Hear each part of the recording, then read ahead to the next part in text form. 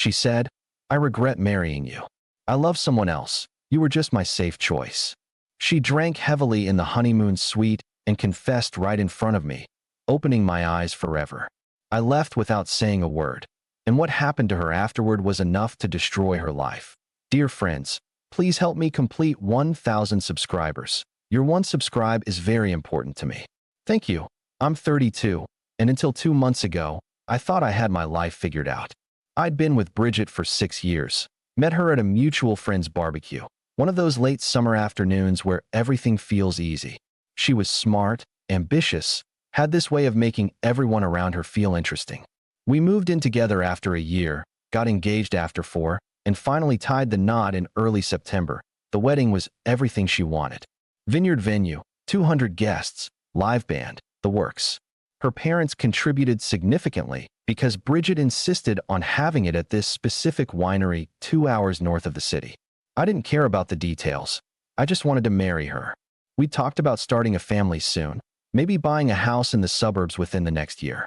Everything was planned out like a roadmap.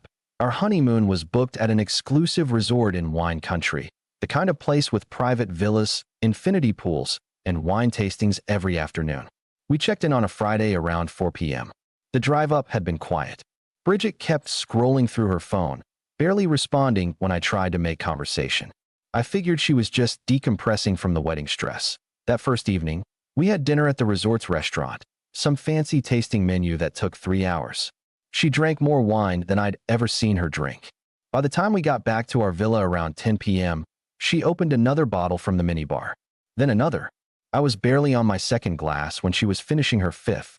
"Bridget, maybe slow down a bit," I said, sitting on the couch while she stood by the window overlooking the vineyards. She laughed, but it wasn't her usual laugh. It was hollow. "Why? So I can keep lying to myself. What are you talking about?" She turned to face me, glass trembling in her hand. "I need to tell you something. I should have told you months ago, but I couldn't. I was too much of a coward." My stomach tightened. "Tell me what?" "I don't love you." The words came out flat, like she'd rehearsed them. "Not the way I should. Not the way you deserve." I stood up slowly. "You're drunk. Let's talk about this in the morning." "No." She shook her head hard. "I need to say this now before I lose my nerve again. I'm in love with someone else. I have been for the past year and a half." The room felt like it was tilting. "Someone else? Who?" "Carter." She said his name like it physically hurt her. "From my company. We started working on a project together 2 years ago, and it just happened. I tried to stop it. I really did. But being with him feels right in a way that being with you never has." Carter. Her colleague she'd mentioned a handful of times. Late nights at the office. Weekend strategy sessions. Business trips I never questioned. "So why the hell did you marry me?" My voice came out steadier than I felt. "Because he's married. He made it clear from the start he'd never leave his wife. And you?" She looked at me with something like pity. "You were there. You were stable. You were safe. My parents loved you. My friends thought we were perfect together. You checked every box on paper. But you don't make me feel what he makes me feel. How long have you been sleeping with him?" She flinched. "Does it matter?" "Yes, it matters. 18 months. 18 months. I proposed 14 months ago." She said yes, cried tears of joy, posted it all over social media, planned an entire wedding. All while having an affair with her married coworker. I walked past her to the bedroom, grabbed my suitcase from the closet, and started packing. "What are you doing?" Her voice rose in panic. "Leaving.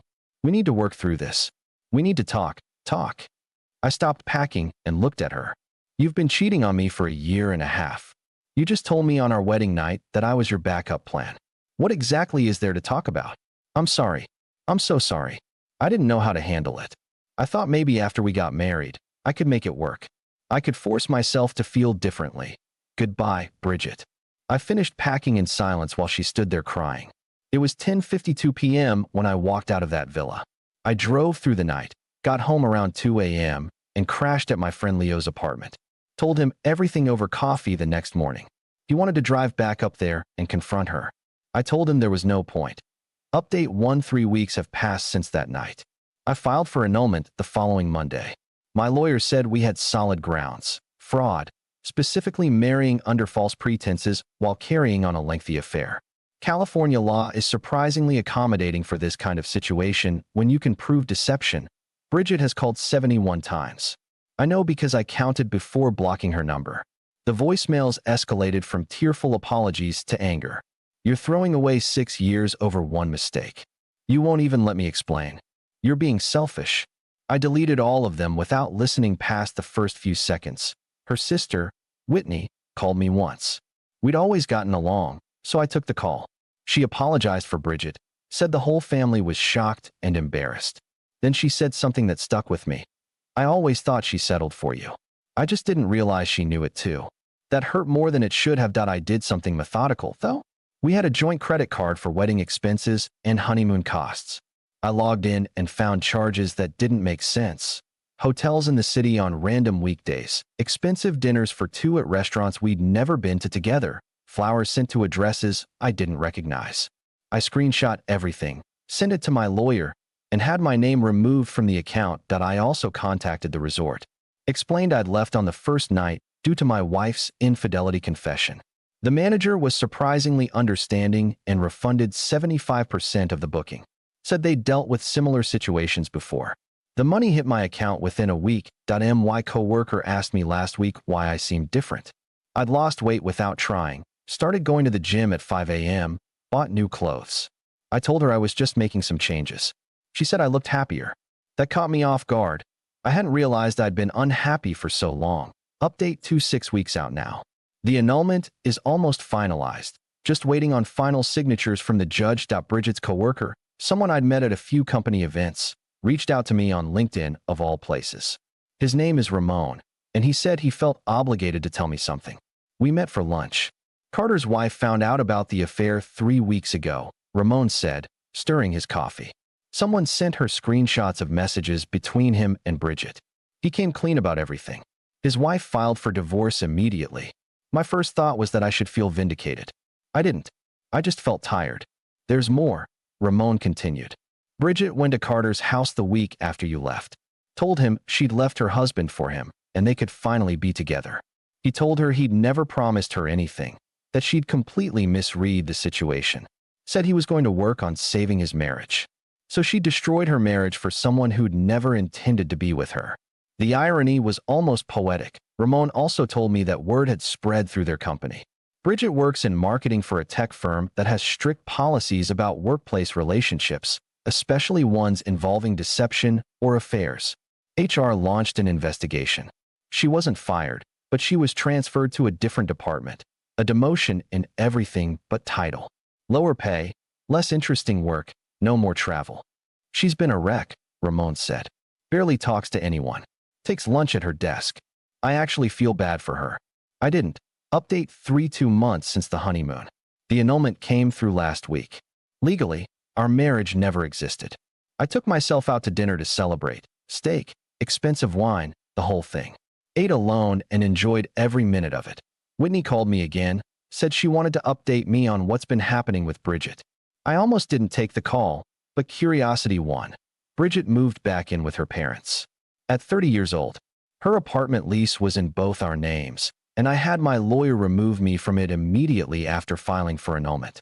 She couldn't afford it on her reduced salary, so she had to break the lease and move out. Carter's divorce went through. He immediately started dating someone from outside the company, someone younger, apparently. When Bridget found out, she sent him a series of increasingly unhinged emails that he forwarded to HR. Now she's on a performance improvement plan, which Whitney says is basically code for, "We're documenting everything before we fire you." Most of Bridget's friend group has distanced themselves. The ones who initially sympathized with her changed their tune when they learned she'd been having an affair throughout the entire engagement. Turns out people don't like finding out that the wedding they attended and bought gifts for was essentially a sham. Whitney also mentioned that Bridget's been trying to get in touch with me through mutual friends, asking if I'd be willing to talk just once so she could apologize properly. Whitney asked if I'd consider it. No, I said. There's nothing she could say that would change anything. I figured, Whitney replied. But I had to ask.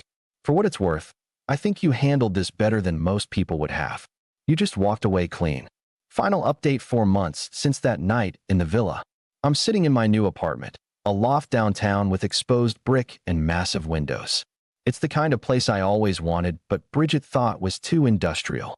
Turns out my taste is pretty good when I'm not compromising on everything. A letter arrived at my old address last week, forwarded by the building manager. Handwritten, 5 pages, Bridget's careful script. I sat with it for 2 days before reading it. She apologized for everything. Said therapy helped her realize she'd been chasing external validation her entire life. That Carter represented excitement and danger in a way that felt like love, but was really just addiction to chaos. Said she understood now that what we had was real and valuable, and she'd destroyed it chasing a fantasy. Said she was sorry for wasting 6 years of my life. Said she hoped I'd found happiness. The last page said she was moving to Portland for a fresh start. New job, new city, away from everyone who knew what happened. Said maybe in a few years we could talk as friends. I read it once, felt nothing, and threw it away. Here's what I know now. Bridget lost her career trajectory, her apartment, her affair partner, most of her friends, and whatever reputation she'd built. She destroyed her own life more thoroughly than I ever could have. I've been seeing someone new for about a month. Her name is Adriana. We met at a climbing gym, and she's a veterinarian with no interest in games or drama. She knows the whole story and said I handled it with more grace than she would have. We're taking things slow, which feels right. I'm running marathons now, something I never had time for before. Reconnected with friends I'd lost touch with over the years. Started a side business consulting for startups. Lost 20 pounds. Sleep better than I have in years. What happened to Bridget afterward was enough to destroy her life. But I didn't have to do anything except walk away at 10:52 p.m. and never look back. Edit 1.